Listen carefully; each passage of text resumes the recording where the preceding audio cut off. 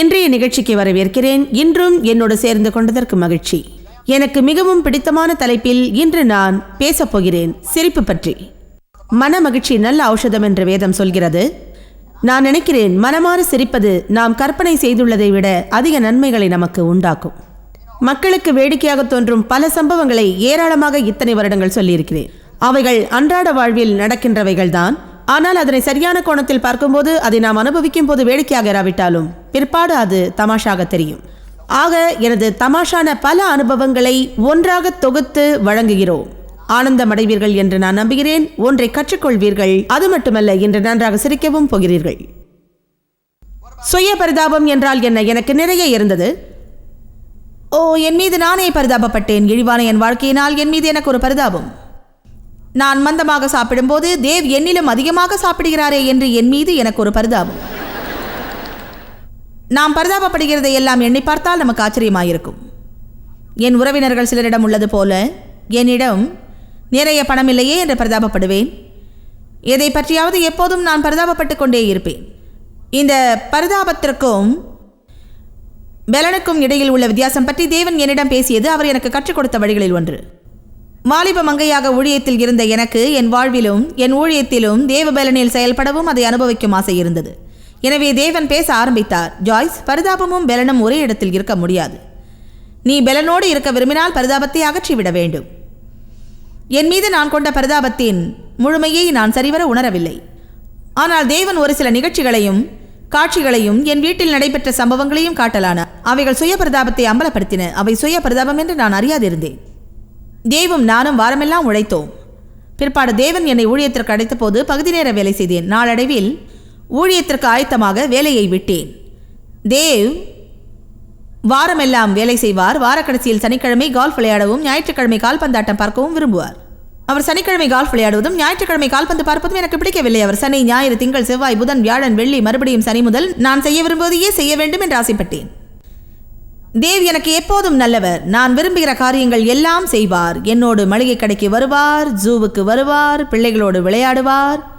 எனக்கு தேவையானதை கடையிலிருந்து வாங்கி கொடுப்பார். ஆனால் சனிக்கிழமை கால்ஃப் விளையாடவும் ஞாயிற்றுக்கிழமை கால்பந்து பார்க்கவும் விரும்புவார். கொஞ்சம் யோசித்தால் நான் நல்ல எண்ணத்தோடு இப்படி நினைத்திருக்கலாம். கால்ஃபுக்கு 5 மணி நேரம் ஆகும், சீக்கிரம் போய் வாருங்கள், நாம் வெளியே போய் சாப்பிட போகலாம், இதை அதை அல்லது வேறு ஏதாவது செய்யலாம். ஆனால் இல்லை, அவர் போக நான் விரும்பவில்லை. என் அப்பாவிடம் நான் கற்றது என்னவென்றால், அடுத்தவர்களை கட்டுப்படுத்த எரிந்து விட வேண்டும். கோபத்தில் சீறி நமது செயல்கள் மூலம், சரீர பாவனைகள் மூலம் அவர்கள் செய்வது நமக்கு பிடிக்கவில்லை என்று காட்ட வேண்டும். பிறகு நாங்கள் ஞாயிறு ஆராதனைக்கு போவோம். பிறகு அவர் கால்பந்து பார்க்க விரும்புவார். மேலும் இதை உற்று பார்த்தால் கால்பந்தாட்டம் 2.5 மணி நேரம்தான். ஆனால் என் கோபத்தினால் ஒவ்வொரு வார கடைசியும் வேதனையில் முடியும். ஏனென்றால் நான் விரும்பியதை அவர் செய்யாதபடியால் அந்த வேதனை. அதனால் வழக்கமாக எப்படி நடக்கும் என்றால், ஞாயிறு காலை சபைக்கு போவோம். வீட்டு வேத பாடம் நடத்தும் ஆவிக்குரிய திருவாளர் திருமதி ஊழியத்திற்கென அழைக்கப்பட்டு உலகத்தை உலுக்கி கலக்கப் போகிறவர்கள். ஞாயிறு காலை ஏதாவது ஒரு விஷயத்தில் சண்டை வரும். ஒருவேளை அவர் சனியன்று கால்ஃப் விளையாடியதால், அல்லது ஞாயிறு கால்பந்தாட்டம் பார்க்க போவதால், அல்லது எங்களுக்கு லேட்டானதால் நான் அவரை பழி கூற, அவர் என்னை சொல்ல, எது எப்படியானாலும் ஞாயிறு காலை ஏதாவது ஒரு விஷயத்தில் எங்களுக்குள் தகராறு ஏற்பட்டுவிடும். அதனால் வழிநெடுக வாக்குவாதம், கத்தி, கூச்சலிட்டு, விம்மி, பொறுமை, கதற, பின் சீட்டில் பிள்ளைகளும் அழ ஆரம்பிக்க, கோபமடைந்த தேவ் சொல்வார், பின் சீட்டிலே வாய மூடுங்க, வாய மூடு. அழுபவனை அடிக்காமல் அழாதவனை அடித்து பிறகு பிள்ளைகள் எல்லோரும் அழ ஆரம்பிப்பார்கள். சபைக்கு போவதற்கு முன் நாங்கள் வேர்த்து விறுவிறுத்து போயிருப்போம். ஆனால் ஒரு விசுவாசி கண்ணில் பட்டவுடன் எங்களுக்குள் ஒரு மறுரூபம் உண்டாகும்.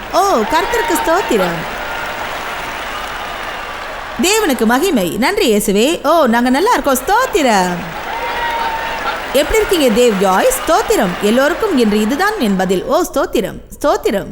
உள்ளே போய் உட்கார்ந்து விடுவோம். முன்வரிசையில் நாங்கள் உட்கார்வோம். ஏனென்றால் நாங்கள் தலைவர்கள் பாருங்கள். அதனால் சீட்டில் எங்கள் பெயர் இருக்கும். எல்லோரும் எங்களை பார்த்து மெச்சிக்கொள்வார்கள். நாங்களும் கைத்தட்டி துள்ளி ஆரவாரமாய் ஆராதிப்போம். எங்கள் ஸ்தோத்திர பலியை கர்த்தருக்கே செலுத்துவோம்.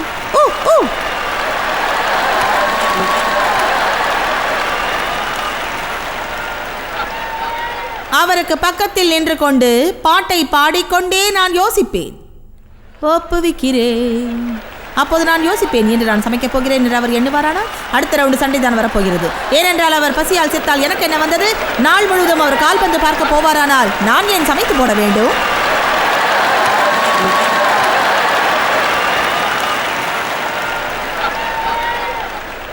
பிறகு திரும்பவும் காரில் வீடு வரும் வரை சண்டை போடுவோம். பிறகு தேவ் கால்பந்து பார்ப்பார். ஏன் அவ்வாறு செய்கிறோம் என்று தெரியாவிட்டாலும் தேவ் கால்பந்து பார்த்து கொண்டு நான் சொல்வதை செய்யாத போது நான் கோபத்தோடு வேலை செய்வேன். வீட்டை சுத்தம் செய்வேன். கோபப்படும் போது நீங்கள் யாராவது வீட்டை சுத்தம் செய்வீர்களா? அது என்ன அர்த்தமோ தெரியவில்லை. ஆனால் ஒன்று தெரியும், ஏன் செய்கிறோம் என்றால் நம்மை பற்றி அதிகமாக பரிதாபப்பட வைக்கும். இப்போது கவனியுங்கள், நான் ஓயாது வேலை செய்யும் போது மற்றவர்கள் எல்லோரும் விளையாடிக்கொண்டு பொழுதை கழிக்கிறார்கள். இதோ ஞாயிற்றுக்கிழமை நான் வேலை செய்கிறேன். யாராவது எனக்கு உதவி செய்கிறார்களா? இல்லை, இல்லவே இல்லை. ஒருவரும் உதவவில்லை. ஃபில்டர் குயின் என்று ஒரு வேக்யூம் கிளீனர் அந்நாட்களில் இருந்தது. அது எத்தனை பேருக்கு தெரியுமோ எனக்கு தெரியாது. போன தலைமுறையில் நீங்கள் வாழ்ந்திருக்க வேண்டும். அது ஒரு சின்ன பெட்டியை போல இருக்கும். அதில் நீளமான குழாய் பொருத்தி இருப்பார்கள். எனவே சமையலறை இங்கே இருக்கும், தேவ் இருந்த முன்னரை இங்கே இருக்கும், அப்புறம் வீட்டின் மீதி பகுதி இங்கே பின்னாலே இருக்கும்.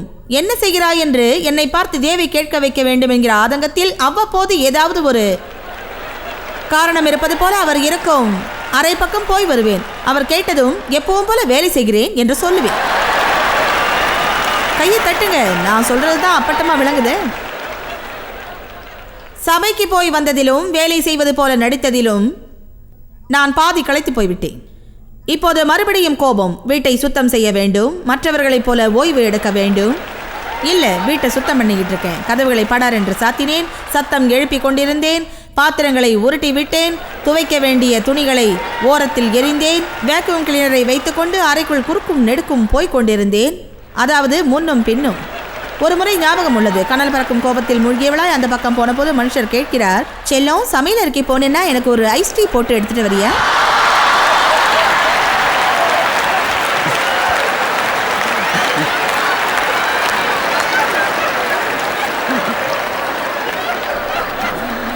பாருங்கள், புழுங்கிக் கொண்டு இருந்ததெல்லாம் நான் தான்.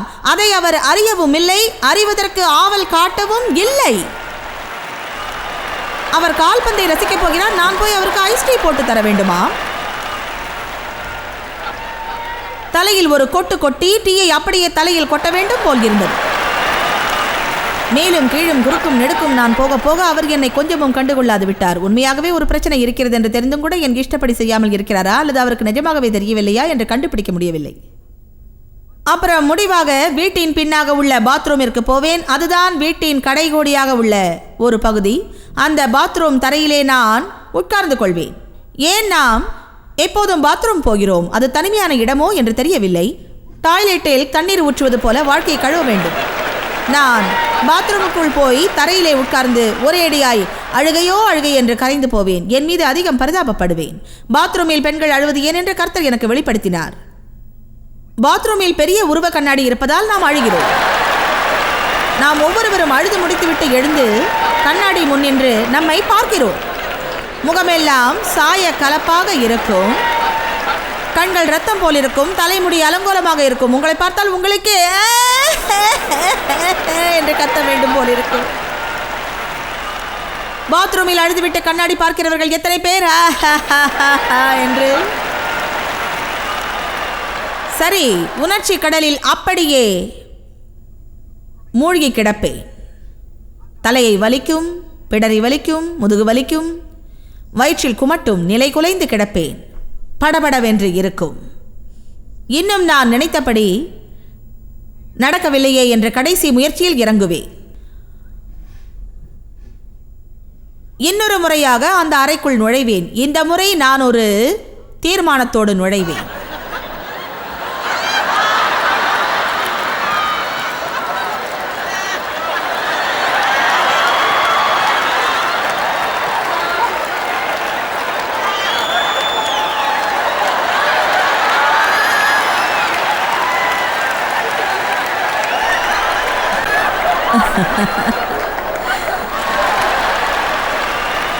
கடைசியில் அவர் கேட்பார், ஏதாவது பிரச்சனையா?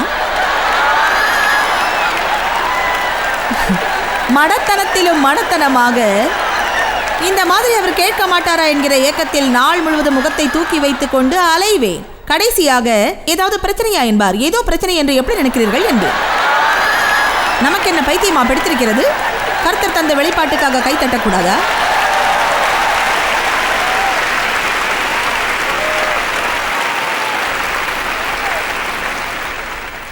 இன்று என்ன நடக்கப் போகிறது தெரியுமா? நான் விடுவிக்கப்பட்டேன் என்று சொல்கிறேன். வாரம் முழுதும் பிரசங்கம் பண்ணின இந்த கூட்டம் முடித்து நான் வீட்டிற்கு போவேன். தேவும்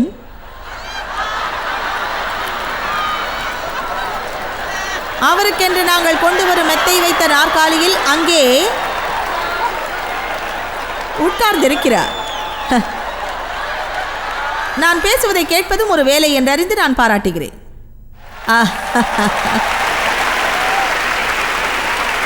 அவர் உட்கார்ந்திருப்பதை மெச்சிக்கொள்கிறேன். அவமரியாதைக்கல்ல. குறிப்பு என்னவென்றால், எனக்கு இருப்பது போல களைப்பு அவருக்கு இராது. ஆக நாங்கள் புறப்பட்டு எங்கள் ஊருக்கு போய் வழியில் சாப்பிட்டு விட்டு வீட்டிற்கு போன கையோடு தேவ் கால்ஃப் விளையாட மைதானத்திற்கு போய்விடுவார், அவருடைய சோம்பலை எல்லாம் போக்குவதற்கு.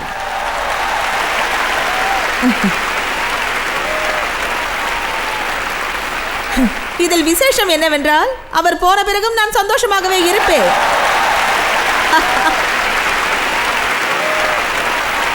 ஹalleluya! ஏனென்றால் ரிமோட் கண்ட்ரோல் என் கைக்கு வந்துவிடும். டிவி என் வசம். வீட்டில் சத்தமே இராது. முழுக்க என் ராஜ்யம்தான். வீட்டிற்குள்ளாக நான் நடமாடும் போது நன்றி இயேசுவே, ஹalleluya, நன்றி ஆண்டவரே என்பேன். மறுநாள் எழுந்து சற்று நேரம் நாங்கள் சேர்ந்து செலவிடுவோம். தேவ் கையில் ஃபுட்பால் டிக்கெட்டுகள் இருக்கும். ஃபுட்பால் கேமுக்கு கிளம்புவார். நான் சொல்வேன், நன்றி இயேசுவே. அதனால் தேவை பிடிக்கவில்லை, அவரோடு இருக்க ஆசை இல்லை என்று அர்த்தமா? அவர் மேல் எனக்கு கொள்ளை ஆசை. ஆனால் கடந்த 3 நாட்களாக ஒரு ஹோட்டல் அறையில் அடைபட்டு கிடந்தோம்.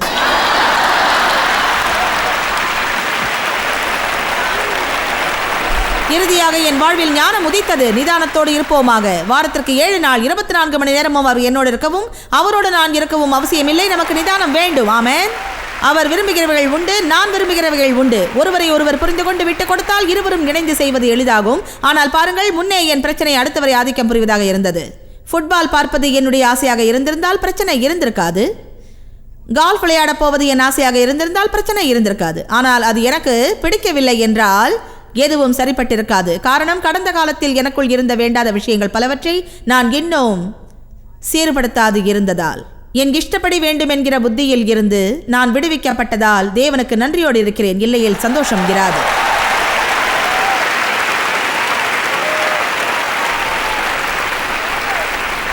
மேலும் உங்களை பற்றி நீங்கள் பரிதாபப்படும் விஷயத்தில் குட்டி ரோபோட் பற்றி பேசாமல் இந்த போதனையின் பகுதி நிறைவு பெறாது. அதாவது சொல்லப்போனால் இந்த குட்டி ரோபோட் மிகவும் பிரபலமாகியது. நான் போகும் இடமெல்லாம் மக்கள் ரோபோட் பண்ணுங்கள், ரோபோட் பண்ணுங்கள், ரோபோட் பண்ணுங்கள் என்கிறார்கள். எப்படி இது வந்ததென்றால், ஒரு நாள் காலை எப்போதும் போல என்னை பற்றி யோசித்துக் கொண்டு படுத்திருந்தேன். தூக்க கலக்கம். அதிகாலையிலே விழிப்பு தட்டியவுடன் முதலாவது பிசாசு நமது எண்ணத்தை கவர முயற்சிப்பதை எத்தனை பேர் கவனித்திருக்கிறீர்கள்? முதலாக காலையிலே அவன் செய்ய விரும்புகிற விஷயங்களில் ஒன்று உங்களை பற்றி எண்ண வைப்பது. எப்படி மற்றவர்கள் உங்களுக்கு உதவவில்லை, ஆசீர்வதிக்கவில்லை, உங்களை கவனிக்கவில்லை என்பதே. என்னை பற்றி என்ன? அதிகாலையில் வரும் எண்ணங்கள் அந்த நாளில் நடப்பவைகளை கட்டுப்படுத்துகின்றனவென்று நான் நினைக்கின்றேன். இன்னொரு விதமாக சொன்னால், அந்த நாளில் அவை நம்மை முடுக்குகின்றன. எத்தனை பேர் ஒத்துக்கொள்கிறீர்கள்? அதிகாலையில் நாம் அனுமதிக்கும் எண்ணங்கள் அந்த நாளில் நாம் எப்படி பழகுவோம் என்பதை, காரியங்கள் எப்படி நடக்கப் போகிறது என்பதையும் ஒரு வகையில் நிர்ணயிக்கிறது. நான் படுத்துக்கொண்டே யோசிப்பேன். சரியாக சொல்வேனே, ஆனால் தேவை ஃபுட்பால் பார்க்க விடாமல் தடுப்பது எப்படி என்று யோசிப்பேன். என் பிள்ளைகளையும் விளையாட போக விடக்கூடாது. வீட்டு வேலைகளுக்கு உபயோகிப்பது எப்படி என்றும் யோசிப்பேன். எல்லா வேலையும் நான் செய்ய வேண்டாமே? இப்படி மனதில் தோன்றும். தேவன் என் வாழ்வை சீர்படுத்தினார். அவர் எனக்கு போதித்தார். நான் வளரலானேன். தேவன் என் இருதயத்தில் பேசியதாவது, ஜாய்ஸ், நீ எனக்கு குட்டி ரோபோட்டுகளை ஞாபகப்படுத்துகிறாய் என்றார். அதாவது காலையில் படுக்கையில் இருந்து நீ காலை கீழே வைத்ததும் பிசாசு வந்து உன் முதுகில் சாவி கொடுத்து விடுவது போல் ஆகிவிடுகிறது. ஒரு நாளைக்கு முழுவதுமாக விரை பேற்றி விடுவான். அவர் சொன்னார், உன் இருதயத்தை பார்க்கிறேன். எனக்கு நீ கீழ்கண்டவாறு காட்சி அளிக்கிறார். என்னை பற்றி என்ன, என்னை பற்றி என்ன, என்னை பற்றி என்ன, என்னை பற்றி என்ன, என்னை பற்றி என்ன, என்னை பற்றி என்ன, என்னை பற்றி என்ன, என்னை பற்றி என்ன, என்னை பற்றி என்ன, என்னை பற்றி என்ன, என்னை பற்றி என்ன, என்னை பற்றி என்ன, என்னை பற்றி என்ன.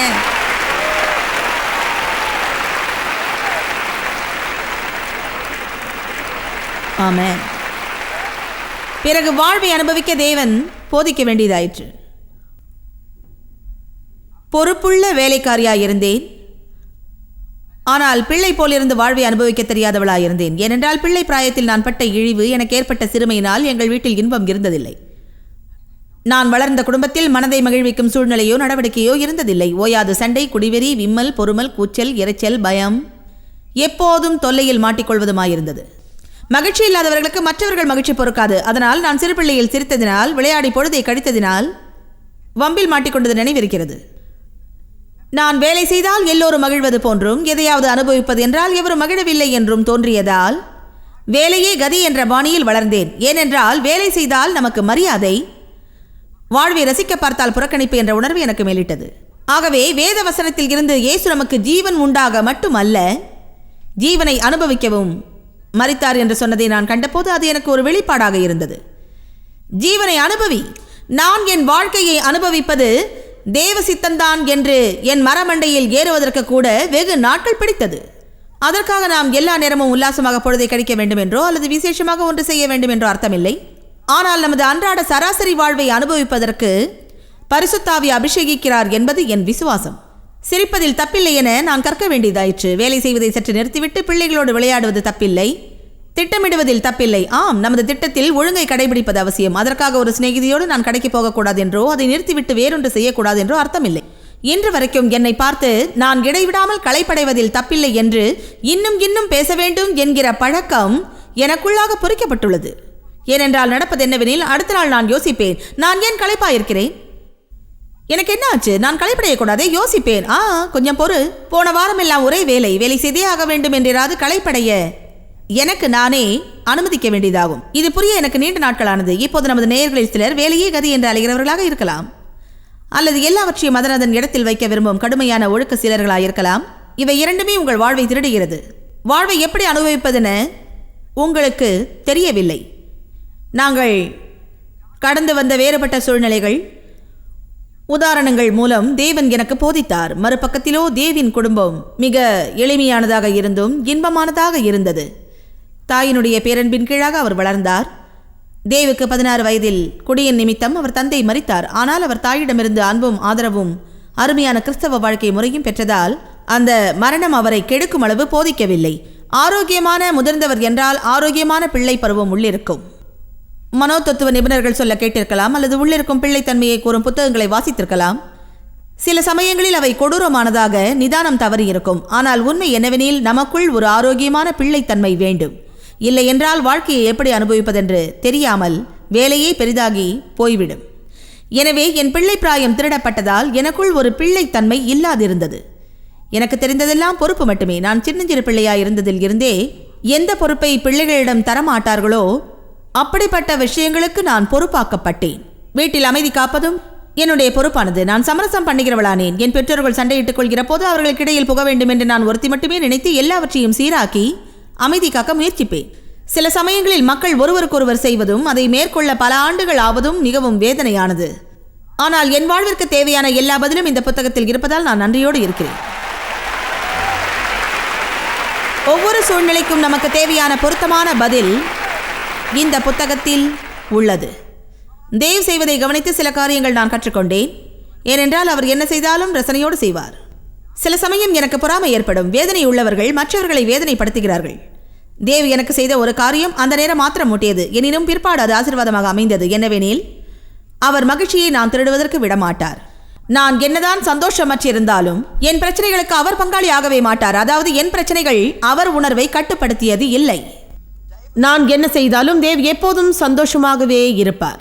ஆக நான் கோபப்பட்டவரிடம் பேசாத போது அவர் என்னிடம் பேச முற்படுவார். அவர் சொல்வார், சரி, உனக்கு விருப்பம் இல்லைனா பேச வேணாம். அவர் அப்படி சொல்லிவிட்டு குழந்தைகளிடம் விளையாட சென்று விடுவார். இப்படியாக அவர் என்னை பைத்தியமாக்கி கோபமடைய செய்து விடுவார். ஆனால் தேவன் அவருக்கு கிருபையை கொடுத்ததின் நிமித்தம் அவர் சந்தோஷத்தை கெடுக்க நான் விரும்பவில்லை. கொஞ்ச நேரம் கழித்து அவரிடமிருந்த சந்தோஷத்தையும் சமாதானத்தையும் பார்த்த நான் அவரிடம் இருந்தது நிலையான சந்தோஷம் என்று உணர்ந்தேன். அவர் செய்த சில காரியங்களை நான் கவனிக்க தொடங்கியவுடன் அவர் என்னிடம் நடந்த பழகிய விதத்தை ஒப்பிட்டு பார்க்க தொடங்கினேன். தேவ் எப்போதும் என்னோடு சந்தோஷமாக கடைகளுக்கு வருவார். ஒவ்வொரு 2 வாரங்களும் எங்களது 4 பிள்ளைகளோடு கூட 3000 ரூபாய் எடுத்துக்கொண்டு கால்குலேட்டரும் சில தள்ளுபடி சீட்டுகளையும் எடுத்துக்கொண்டு அந்த நாட்களில் குறைந்த விலையில் கூடை நிறைய வாங்கி வரலாம். நல்ல சுகத்தோடு எல்லோரும் இருக்க உணவு கட்டுப்பாடுகளை குறித்த சில அறிவிப்புகளை அறிந்திருக்க வேண்டும். என்னிடம் சில கூப்பன்கள் உண்டு. ஏனென்றால் நம்மால் முடிந்ததை நாம் சேமிக்க வேண்டும். கடைகளுக்கு நான் போகும்போது சீக்கிரம் என்னை கவரும் விஷயங்களில் குறிப்பாக இருப்பேன். நாம் போகலாம், நமக்கு 3 பிள்ளைகள் உண்டு, ஏனென்றால் குழந்தைகள் உட்காரும் நாற்காலி கூட நம்மிடம் இல்லை. 4வதாக தேவை ஒரு பெரிய குழந்தை போல் உணர்ந்தேன். ஏனென்றால் குழந்தைகளை முந்திக்கொண்டு பல சரக்கு கடையில் இருக்கும் வண்டியை தேவ் கொண்டு வந்து பொருட்களை எடுக்க தொடங்குவார். கடைக்குள் அவர்கள் ஓடிக்கொண்டே இருப்பார்கள். அப்பா போதும்.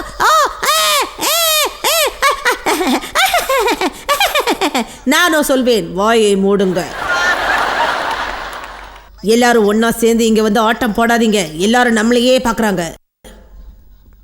உங்க வயசுக்கு ஏற்ற மாதிரி நடக்க முடியாதா? அதன் பிறகு என்னை வண்டியால் இடித்துவிட்டு ஓட தொடங்கி விடுவார்கள். அர்த்தம் என்னவென்றால், நான் அந்த இடத்தில் எப்படி கோவப்படுவேன் என்று தெரியாது. ஏனென்றால் தேவ் 6 அங்குலம் 4.5 அடி என்பதால் அலமாரிக்கு அந்த பக்கம் உள்ள பொருட்களை எல்லாம் அவரால் பார்க்க முடியும். ஆக அவர் டாய்லெட் பேப்பரை போன்ற அடுக்கடுக்காக பொருட்களை எடுத்து என் மேல் தூக்கி எறிந்தார். தேவோ மனதளவில் முழுவதுமாக அங்கு சந்தோஷமாகவே கழிப்பார். நான் ஒரு குறிக்கோளோடு அங்கு சென்றிருப்பேன். லிஸ்டும் எடுத்து செல்வேன். நானோ அநேக பொருட்களை என் வண்டியில் எடுத்துக்கொண்டு பில் போடும் இடத்திற்கு சென்று பிறகு என் காரில் வைத்து என் வீட்டுக்கு எடுத்து சென்று தூக்கி வைத்து விடுவேன். அது எனக்கு சலிப்பை ஏற்படுத்தியிருக்கும். ஆனால் தேவோ நேரத்தை நல்லபடியாக செலவழித்திருப்பார். ஒரு நாள் அவரிடம் சொன்னேன், சும்மா இருக்கீங்களா தேவ், கொஞ்சம் நிறுத்துறீங்களா? என் கூட வந்து என்ன இப்படி பைத்தியமாக்கிறீங்க, உங்க வயசுக்கு ஏற்ற மாதிரி நடக்கிறீங்களா? அவரோ, ஜாய்ஸ் நீயே மூட் அவுட் ஆகியிருக்க, அதான் உன்னை சந்தோஷப்படுத்துறேன், உங்க கூட ஆட்டம் போட நான் வரல.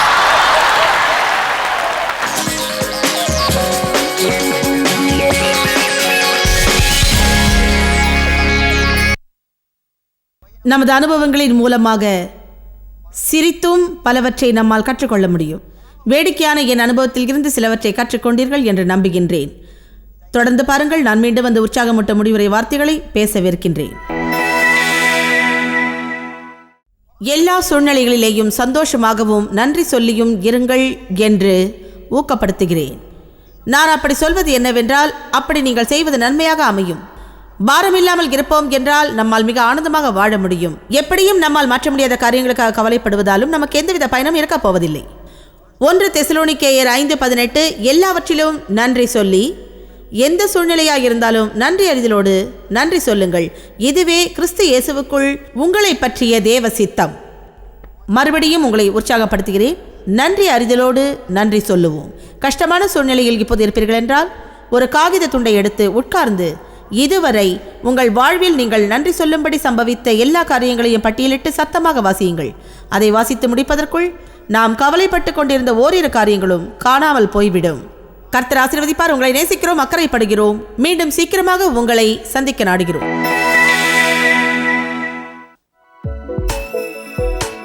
நீங்கள் அறிந்திருப்பதை காட்டிலும் ஜாய்ஸ் மேயர் ஊழியங்களில் நீங்கள் மிக முக்கியமானவர்கள். இந்த உலக ஊழியத்தை சாத்தியமாக்குவதற்காய் உங்களை பாராட்டுகிறோம்.